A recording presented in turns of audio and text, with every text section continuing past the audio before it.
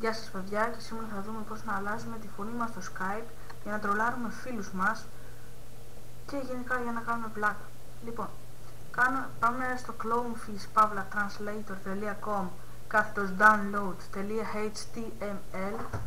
Θα βάλω το link κάτω στην περιγραφή και πατάμε download now. Είναι μια πολύ μικρούλα εφαρμογή, όπως βλέπετε κατεβαίνει ταχύτατα.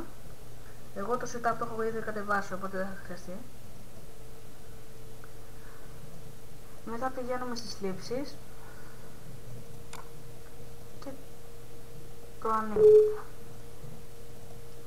Και το ανοίγουμε λίγο. Πατάμε next, install. Δεν θα κάνει πολύ ώρα, 1-2-3 λεπτάκια θα κάνει το πολύ.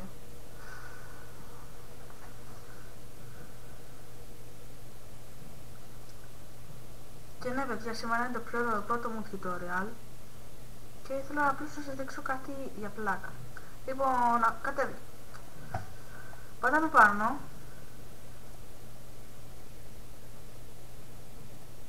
Και όπως βλέπουμε εδώ μας έχει εμφανίσει αυτό το ψαράκι. Θα μας το εμφανίσει και εδώ. Πατάμε δεξί κλικ, voice changer, voices, και εδώ πέρα βλέπετε έχει διάφορες φωνές. Λοιπόν, εγώ θα ας πούμε πολύ καλή για φάρσα είναι το female. Επίσης υπάρχουν πάρα πολλές ωραίες φωνές. Εγώ συνήθως βάζω το female για να εξαφνιάσω τους φίλους μου. Ας πούμε το female, πάμε εδώ, female. Μόλις καλέσετε το φίλο σας στο Skype τώρα, η φωνή σας θα ακούγεται κάπως περίεργα, κάπως σαν μιας γυναίκας φωνή. Ή το αντίθετο μπορεί να γίνει και για κορίτσια, να βάλετε male, δηλαδή να ακούγεται σαν άντρας η φωνή σας. Βάζουμε για παράδειγμα male. Τώρα, αν θέλουμε να το βγάλουμε να μιλάμε κανονικά,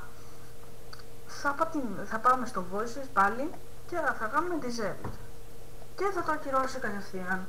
Αυτό ήταν το βίντεο παιδιά, κάντε ένα like, ένα subscribe, ένα share, ένα comment και θα το πούμε την επόμενη φορά. Γεια σας.